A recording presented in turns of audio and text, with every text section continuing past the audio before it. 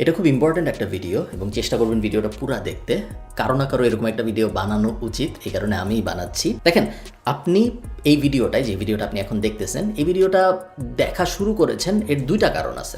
এক নাম্বার কারণ হলো আপনি খালিদ ফারহান এই চ্যানেলটা পছন্দ করেন এবং এই চ্যানেল থেকে যাই পাবলিশ হয় আপনার মোটামুটি একটা অ্যাবস্ট্র্যাক্ট ধারণা আছে যে কী ধরনের কন্টেন্ট এই চ্যানেল থেকে পাবলিশ হয়, এবং এই চ্যানেল থেকে মোটামুটি যাই পাবলিশ হয় আপনি ওইটা ক্লিক করেন। এটা এক নাম্বার কারণ। এবং সেকেন্ড কারণ হলো এই ভিডিওর টাইটেল এবং এই ভিডিওর থাম্বনেইল। থাম্বনেইল হলো ইউটিউবে যে ইমেজটা দেখা যায়, তাই না?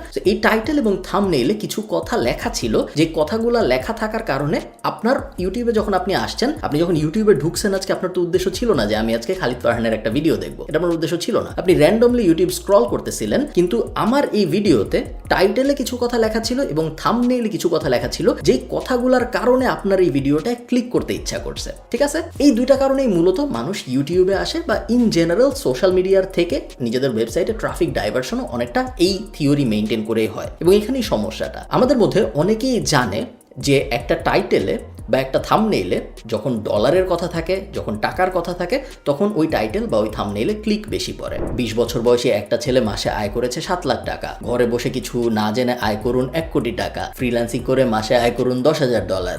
এই ধরনের জিনিসপত্র যখন আমরা টাইটেলে দিই বা যখন আমরা থাম্বনেইলে দিই, তখন ওগুলায় ক্লিক আমার নর্মাল ভিডিওর থেকে বেশি পড়ে। এটা একদম ধ্রুব সত্য। আপনি আমাদের চ্যানেলে, এই ইউটিউব চ্যানেলের ভিতরে যে ভিডিওগুলো আছে, আপনি চ্যানেলে যে ঘেটে দেখতে পারেন যে যেগুলো টাইটেলে বা থাম্বনেইলে ডলারের সংখ্যা আছে বা টাকার কথাবার্তা বলা আছে, সেগুলায় কি পরিমাণ ভিউ হয়েছে ভার্সেস অন্যগুলায় কি পরিমাণ ভিউ হয়। এখন আমাদের চ্যানেলের ভালো ব্যাপার হলো আমাদের টাইটেল থাম্বনেইলে ওরকম কথাবার্তা থাকলেও ভিডিওগুলো ভালো হয়। ভিডিওর মধ্যে আমরা কখনোই কাউকে বুঝ দেওয়ার চেষ্টা করি না, কখনোই কাউকে ভ্রান্ত কিছু বোঝানোর চেষ্টা করি না, বাট সবাই তো এরকম না, তাই না? অনেকেই এই ব্যাপারটা জানে যে আমি যদি ইউটিউবের টাইটেলেই কথা লিখি বা থাম্বনেইলেই কথা লিখি, তাহলে আমার ভিডিওতে ক্লিক অনেক বেশি পড়বে। এবং ক্লিক মানে কিন্তু টাকা, কারণ আপনি যখন ক্লিক করে একটা ভিডিওতে যান, তখন ওই ভিডিও আপনি যখন দেখেন এবং ওই ভিডিওর মাঝখানে আগে পরে যখন অ্যাড আসে, তখন সেই অ্যাডের থেকে ইউটিউব যে টাকা পায়, সেই টাকার একটা অংশ ইউটিউব চ্যানেলের মালিকের সাথে শেয়ার করে 45%। সো ওই চ্যানেলের মালিকগুলা ইনসেন্টিভাইজড হয়ে যায় এই ধরনের জিনিসপত্র আরো বেশি করার জন্য, কারণ ওইটা তাদের রুটি রুজির ব্যাপার হয়ে যায়, তাই না? তারা দেখে যে অন্য যেগুলো আমি করতেছি ওগুলো আমার তেমন কোনো ইনকাম হচ্ছে না, কিন্তু যখনই আমি এই টুইকটা করি,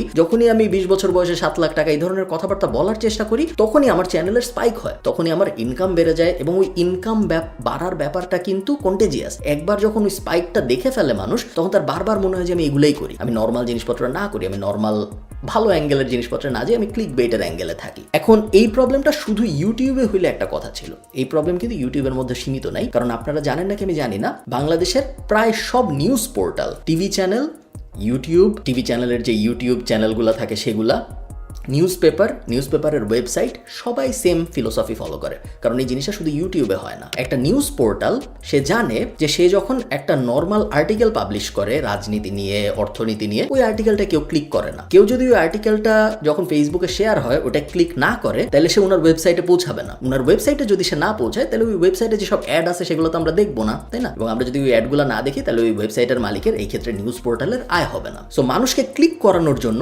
সেও এই সেম হাসেলে জড়ায় পড়ে। সেও বরগুনায় এক ফ্রিল্যান্সার ঘরে বসে আয় করলো 1 কোটি টাকা, এই ধরনের নিউজ এইসব পোর্টালগুলো বেশি দেওয়া শুরু করে, কারণ তারা জানে যে এগুলাই ক্লিক হবে। শুধু যে এগুলো করে তা না, অনেক সেলিব্রিটিদের জড়ানো বাজে খবর টবর এগুলোও অনেক পাবলিশ হওয়া শুরু হয়, কারণ এগুলাও ক্লিক হয়। এই কারণে আপনারা দেখবেন গত 2-3 বছরে বাংলাদেশের নিউজ ইন্ডাস্ট্রিতে বোথ প্রিন্ট মিডিয়া এবং টিভি মিডিয়ার যে ইউটিউব চ্যানেলগুলো আছে, জঘন্য সব চ্যানেলের কাজকর্ম আপনারা দেখবেন। সেলিব্রিটিদের নিয়ে বাজে বাজে টাইটেল, থাম্বনেইল, টাকার অঙ্ক নিয়ে বাজে বাজে ইঙ্গিতপূর্ণ টাইটেল, থাম্বনেইল, এসব করার কারণই হলো ক্লিক পাওয়া। কারণ ক্লিক পাইলেই তাদের প্ল্যাটফর্মে, তাদের ইউটিউব চ্যানেলে, তাদের ওই ভিডিওতে, তাদের ওই ওয়েবসাইটে মানুষ পৌঁছাবে এবং তখনই তারা আয় করতে পারবে। সো তাদের ইনসেন্টিভটাই হইলো কিভাবে আমি সবচেয়ে বেশি সংখ্যক ক্লিক পাইতে পারি। এখন সমস্যাটা হলো আপনার অ্যাজ আ ভিউয়ার এইটা বুঝতে পারতে হবে যে এই ইনফরমেশনগুলো অনেকাংশেই সত্য, বাট স্টিল এটা আপনার জন্য অ্যাপ্লিকেবল না। আমি একটু ব্যাখ্যা করি, তাহলে আপনার এই ভিডিওটা একটু বোরিং, বাট আমি চাই আপনার এই ভিডিওটা পুরোটা দেখেন। আমি সব ভিডিওতে এই কথা বলি না, আপনারা জানেন, কারণ আমি আপনাদের একটা জিনিস বুঝাইতে চাইতেছি। দেখেন, একজন যখন একটা ভিডিও পাবলিশ করে, যেমন ধরেন আমি যদি আজকে একটা ভিডিও পাবলিশ করি যেখানে আমি ভিডিওটা টাইটেল দিলাম যে ফ্রিল্যান্সিং করে যেভাবে আমি আয় করি 1 কোটি টাকা। এখন ফ্রিল্যান্সিং করে তো আমি 1 কোটি টাকা আয় করছি, সো এইটা মিথ্যা না। But it is highly unlikely যে কেউ ফ্রিল্যান্সিং করে 1 কোটি টাকা আয় করতে পারবে। জিনিসটা ফ্রিল্যান্সিং দিয়ে বোঝাটা একটু টাফ। কেন টাফ আমি এটাও আপনাকে বলি। তার কারণ ফ্রিল্যান্সিং এর যে কাঁচামাল, এই কাঁচামাল সবার বাসায় থাকে, এবং যেহেতু এই কাঁচামাল সবার বাসায় থাকে এই কারণে সবাই ভাবে যে সেও এটা করতে পারবে। আমি একটা র্যান্ডম উদাহরণ দিই, তাহলে আপনাদের এই ব্যাপারটা বুঝতে অনেক সুবিধা হবে। মনে করেন আমি আপনার বাসায়, আপনার রান্নাঘরে চাল দিছি, ডাল দিছি, পেঁয়াজ মরিচ দিয়েছি, একটু হলুদ দিয়েছি। এখন আমি আপনাকে বললাম যে ভাই আপনি কি খিচুড়ি রান্না করতে পারবেন? আপনি অবশ্যই আমাকে বলবেন যে হ্যাঁ আমি খিচুড়ি রান্না করতে পারবো, কারণ খিচুড়ি রান্না করার জন্য যে কাঁচামাল, চাল ডাল তেল পেঁয়াজ মরিচ, এগুলো সব আপনার বাসায় আছে। এখন জিনিসটা একটু উল্টাভাবে চিন্তা করেন আপনি আমার সাথে, জিনিসটা একটু মনোযোগ দিয়ে চিন্তা করলে আপনি বুঝতে পারবেন যে আমি কোন দিকে যাচ্ছি। আমি আপনার হাতে একটা ব্যাট দিলাম, ক্রিকেট ব্যাট দিয়ে বললাম যে ভাই আপনি কি সাকিব আল হাসান হইতে পারবেন? চিন্তা করে দেখেন, খিচুড়ির ক্ষেত্রে আমি আপনাকে কাঁচামাল যখন দিছি আপনি খিচুড়ি বানায় ফেলতে পারছেন। ক্রিকেটের ক্ষেত্রে আমি আপনাকে সেম কাঁচামাল দিচ্ছি, এই ক্ষেত্রে কাঁচামাল ব্যাট। সাকিব আল হাসান তো ব্যাট দিয়েই বা বল দিয়েই হয়েছে, তাই না? ক্রিকেটার তো কোনো এক্সট্রা জিনিসপত্র লাগেনি, ও ব্যাট আর বল দিয়ে হয়েছে। আমি আপনার হাতে ব্যাট আর বল তুলে দিলাম, আপনি কিন্তু সাকিব আল হাসান হইতে পারলেন না। কেন পারলেন না? কারণ খিচুড়ি রান্না করার জন্য আপনার শুধু কাঁচামাল হইলেই হইতো, বাট সাকিব আল হাসান হওয়ার জন্য আপনার শুধু কাঁচামাল হইলে হবে না, কাঁচামাল লাগবে, বাট তার সাথে 10 বছর 20 বছরের স্ট্রাগল লাগবে, স্কিল লাগবে, ট্যালেন্ট লাগবে। তারপরে 10 বছর বা 15 বছর 20 বছর পরে যে আপনি সাকিব আল হাসান হইতে পারবেন না, বাট মোটামুটি লেভেলের একটা ক্রিকেটার হইলেও আপনি হইতে পারেন। সেম জিনিসটা ফ্রিল্যান্সিং এর ক্ষেত্রেও সত্য। আমরা অনেকে ফ্রিল্যান্সিংকে ভাবি খিচুড়ির মতো, যে বাসায় ল্যাপটপ আছে, বাসায় ইন্টারনেট কানেকশন আছে, তার মানে আমার কাঁচামাল আছে, আমি এখন ফ্রিল্যান্সার হইতে পারবো। যেটা আমরা খিচুড়ির ফিলোসফিতে দেখছি যে সব কাঁচামাল থাকলেই খিচুড়ি বানানো যায়। বাট ফ্রিল্যান্সিং ব্যাপারটা আসলে সাকিব আল হাসানের মতো। আমার বাসায় কাঁচামাল থাকতে পারে, আমার বাসায় ব্যাট বলের মতো করে ইন্টারনেট কানেকশন থাকতে পারে, ল্যাপটপ থাকতে পারে, বাট তার মানেই না আমি ফ্রিল্যান্সার হয়ে যাব। কারণ এই কাঁচামালের পরে আমার 10 বছরের স্কিল ডেভেলপমেন্ট লাগবে, আমার বুঝতে পারতে হবে দুনিয়াটা, আমার ইন্ডাস্ট্রি বুঝতে পারতে হবে, স্কিল শিখতে হবে, এবং তারপরে যে আরেকটা ভাইটাল জিনিস আমার পারতে হবে সেটা হলো সেল করার এবিলিটি। এখানেই ফ্রিল্যান্সিং এর ব্যাপারে আমার কমপ্লেন। দেখেন আমি আমার ক্যারিয়ার শুরু করছি ফ্রিল্যান্সিং দিয়ে। আমি ফ্রিল্যান্সার না এখন, আর অনেক দিন ধরে আমি ফ্রিল্যান্সার না, বাট 2012-13 দিকে যখন আমি ঢাকা কলেজে পড়তাম তখন আমি ধুমায় ফ্রিল্যান্সিং করছি, এবং ফ্রিল্যান্সিং করে আমার আয় রোজগারও ভালো হয়েছে, এবং প্যাসিভ জার্নালের অনেকগুলো কোর্সের মধ্যে ফ্রিল্যান্সিং নিয়েও একটা কোর্স আছে। বাট তারপরেও আমি বলবো ফ্রিল্যান্সিং কারোর জন্য একটা এন্ড ডেস্টিনেশন হওয়া উচিত না। তার কারণটা কি? ফ্রিল্যান্সিং ব্যাপারটা কি আপনি চিন্তা করেন। ফ্রিল্যান্সিং ব্যাপারটার মানে হলো আমি আমার নিজের সময় মতো ইন্টারন্যাশনাল কাজ করতেছি, বিভিন্ন ক্লায়েন্টের কাজ করতেছি, প্রজেক্ট ভিত্তিক কাজ করতেছি, লোকেশন ইন্ডিপেন্ডেন্ট। সো আমি কোথায় বসে কাজ করতেছি এটা আলোচ্য বিষয় না, আমি যেখানে ইচ্ছা বসে কাজ করতে পারি, এবং অ্যাজ লং অ্যাজ আমার যে ক্লায়েন্ট সে তার কাজ ডেলিভারি ঠিকঠাক মতো বুঝে পাচ্ছে, তার কোনো সমস্যা নেই, এবং সে আমাকে সাধারণত বিদেশি কারেন্সিতে টাকা দিচ্ছে, যেটা যখন কনভার্ট হয়ে যাচ্ছে তখন বাংলাদেশে অনেক টাকা হয়ে যাচ্ছে। আমেরিকার একজন লোকের যদি আমেরিকার একটা ওয়েব ডিজাইন এজেন্সি হায়ার করতে হইতো একটা ওয়েবসাইট বানানোর জন্য, তাহলে হয়তো তার $4000 খরচ হইতো। সে যখন আপওয়ার্ক বা ফাইবার ব্যবহার করে একটা বাংলাদেশি লোক হায়ার করে তখন তার $500 $1000 কাজ হয়ে যায়। বাংলাদেশি লোকটারও লাভ, কারণ $500 $1000 বাংলাদেশের জন্য অনেক টাকা, আমেরিকার জন্য ওটা অত টাকা না। সো ওইখানে একটা ইকোনমিক ডাইনামিক্স এর কারণে ফ্রিল্যান্সিংটা খুব ভালো কাজ করে। তার মানে কিন্তু এই না ফ্রিল্যান্সিং অনেক ভালো একটা জিনিস। ভালো জিনিস না কেন? তার কারণ ফ্রিল্যান্সিং ইজ আ চাকরি। এটা কেউ ভুলেও ভাববেন না যে আমি চাকরি করব নাকি আমি ফ্রিল্যান্সার হব, এখানে কোনো একটা ডিবেট আছে। ফ্রিল্যান্সিং ও চাকরি। ফ্রিল্যান্সিং এ আপনি অনেক মানুষের চাকরি করেন, একজনের না। আপনি যখন একটা নর্মাল চাকরি করেন, আপনি একটা ব্যাংকে যখন চাকরি করেন, আপনি যখন একটা সরকারি চাকরি করেন, আপনি একটা কোম্পানিতেই প্রত্যেকদিন সকালবেলা যান, প্রত্যেকদিন 9টার সময় ঢুকেন, প্রত্যেকদিন 5টা পর্যন্ত ওখানে কাজ করেন, তারপর আপনি বাসায় চলে আসেন, 30 দিন পর সে আপনাকে টাকা দেয়। আপনি যখন ফ্রিল্যান্সিং করেন তখন আপনি একসাথে 20টা কোম্পানির কাজ করেন বা 10টা কোম্পানির কাজ করেন, প্রত্যেকটা ক্লায়েন্টই তো একটা কোম্পানি রিপ্রেজেন্ট করতেছেন, তাই না? তো আপনি 10 জনের জন্য চাকরি করতেছেন, নিজের পছন্দ মতো সময়, 9টা 5টা না, নিজের পছন্দ মতো সময় ঘুরায় ফিরায় কাজ করতেছেন। এই ক্লায়েন্টগুলো আপনাকে বেতন দিচ্ছে ডলারে, এই কারণে আপনার ইনকাম অনেক বেশি হচ্ছে, এটা একটা মেজর বেনিফিট। এবং সেকেন্ড মেজর বেনিফিট হলো আমাদের ইকোনমিতে এমনিতে চাকরি অভাব, এই ক্ষেত্রে যেহেতু ফ্রিল্যান্সিং এর কারণে আমি বিদেশের 20-25টা কোম্পানিতে কাজ করতে পারতেছি, সো আমার অপরচুনিটি বাড়তেছে। অপরচুনিটি বাড়ার সাথে সাথে আমার কম্পিটিশনও বাড়তেছে, কারণ ফ্রিল্যান্সিং যখন আমি করি তখন আমি শুধু ঢাকায়, যখন আমি একটা ব্যাংকে অ্যাপ্লাই করি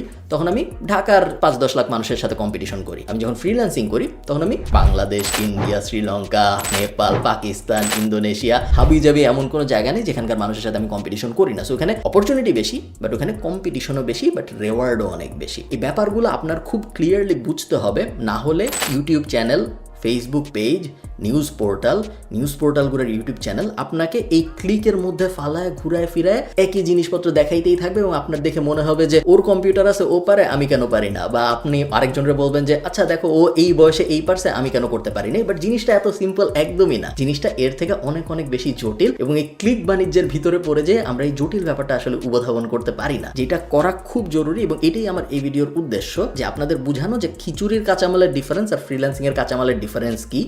1, 2 নাম্বার, এই চটকদার টাইটেল দেখে, আবারও বলি টাইটেলগুলো কিন্তু মিথ্যা না, আমি খুব ক্লিয়ারলি জানি মিথ্যা না, কারণ আমাদের স্টুডেন্টরা করে, আমি নিজে করছি, ফ্রিল্যান্সিং করে মানুষের জীবন বদলায় গেছে, গাড়ি বাড়ি কিনছে, এরকম অনেক মানুষ আছে। বাট তার মানে এই না যে আপনিও করতে পারবেন, কারণ আপনার কাছে কাঁচামাল আছে, আপনি পারতেও পারেন, আবার আপনি নাও পারতে পারেন। এখন একটা ভিডিও দেখে, ভিডিওগুলো যখন ওই মানুষ পাবলিশ করতেছে তখন তার উদ্দেশ্য আপনাকে ক্লিক করানো, আপনাকে যত বেশি ওই ভিডিওটা দেখানো যায় তত বেশি পরিমাণ দেখানো, কারণ আপনার ডিউরেশন যত বেশি হবে আপনি ওই লোককে তত বেশি অ্যাড দেখবেন এবং তার ইনকামের পোটেনশিয়াল বাড়বে। আরেকটা ছোট্ট ব্যাপার আছে, ভিডিওটা অনেক বেশি থিওরিটিক্যাল, বাট আরেকটা ছোট্ট ব্যাপার বলে আমি শেষ করে দিব। আপনি যখন একটা ভিডিও দেখেন অনেকখানি, তখন ইউটিউব যে কাজটা করে, ইউটিউব তো একটা অ্যালগোরিদম, তাই না? ইউটিউব তো আর কোনো মানুষ না। ইউটিউব, ফেসবুক যে কাজটা করে সেটা হলো সে ভাবে যে এই লোকটা এই ভিডিওটার এতখানি দেখছে, তার মানে এই ভিডিওটা মনে হয় অনেক ভালো কিছু, এই কারণেই এই লোকটা এতখানি দেখছে ভিডিওটা। ভিডিওটা যদি খারাপ হইতো তাহলে 10 মিনিটের ভিডিও সে যদি 10 সেকেন্ড দেখে চলে যেত, তাহলে মনে হয় ভিডিওটা তো ভালো না,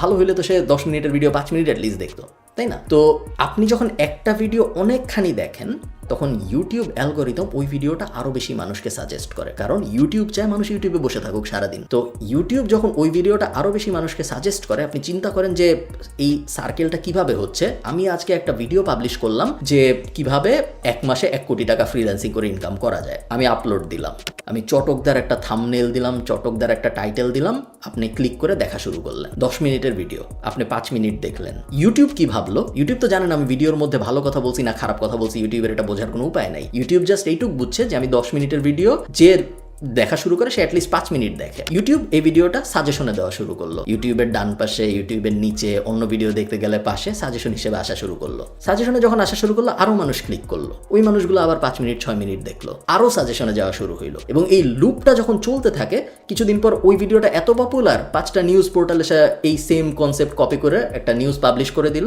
যে দিনাজপুরে মানুষের জীবন পরিবর্তন হয়ে যাচ্ছে ফ্রিল্যান্সিং করে। 2 মাস পরে 3 মাস পরে যে সাধারণ একটা মানুষ যখন অনলাইনে যাবে ফ্রিল্যান্সিং লিখে সার্চ দিবে, তার মনে হবে এর থেকে সহজ জিনিস দুনিয়ায় আর কিছু নাই, ফ্রিল্যান্সিং মানে টাকা আর টাকা, কোটি কোটি মানুষ জন্মের থেকে একটু বড় হয়ে ফ্রিল্যান্সিং করতেছে এবং কোটি কোটি টাকা ইনকাম করতেছে, তার পুরো এই যে ধারণাটাই তার ব্রোকেন হয়ে যাবে। সে আর কখনো বুঝতেই পারবে না যে ফ্রিল্যান্সিং ব্যাপারটা আসলে কি, স্ট্রাগলগুলা কি, কষ্টটা কি, স্কিল ব্যাপারটা আসলে কি শিখতে হবে না শিখতে হবে। তার মাথাটা সারাউন্ড করবে টাকা দিয়ে, এবং এই ব্যাপারটা খুব খারাপ, কারণ একবার যখন ওই মাইন্ড শিফটটা নষ্ট হয়ে যাবে ওটা ঠিক করা যায় না, এবং তারপর সে হয়তো কিছুদিন চেষ্টা করবে, কিছুদিন পারবে না, তার রেজাল্ট ওইভাবে আসবে না, এবং তারপর তার মনে হবে যে পুরো ব্যাপারটাই হয়তো একটা স্ক্যাম ছিল, ফ্রিল্যান্সিং বলে আসলে হয়তো কিছু নাই বা আসলে হয়তো কিছু হয় না, এবং ওইটার সুযোগ আবার নেয় অনেক কোচিং টাইপ জায়গা। তারা যখন দেখে যে এই ব্যাপারটা এত পপুলার, ফ্রিল্যান্সিং লিখে কিছু করলেই ফ্রিল্যান্সিং এ এত আগ্রহ মানুষের, তখন তারা পোস্টার ছাপায় দেয়ালে যায় যে ফ্রিল্যান্সিং করে 30 দিনের মধ্যে আপনি হয়ে যাবেন বড় লোক, ফ্রিল্যান্সিং করে 6 মাসের মধ্যে আপনি হয়ে যাবেন কোটিপতি, কোচিং বাণিজ্য হ্যান ত্যান হাবিজাবি। তো সাব ব্রাঞ্চে ওইটার অ্যাঙ্গেলে ইন্ডাস্ট্রিটা খারাপভাবে আরো বড় হইতে থাকে, এবং এই জিনিস বাংলাদেশে হচ্ছে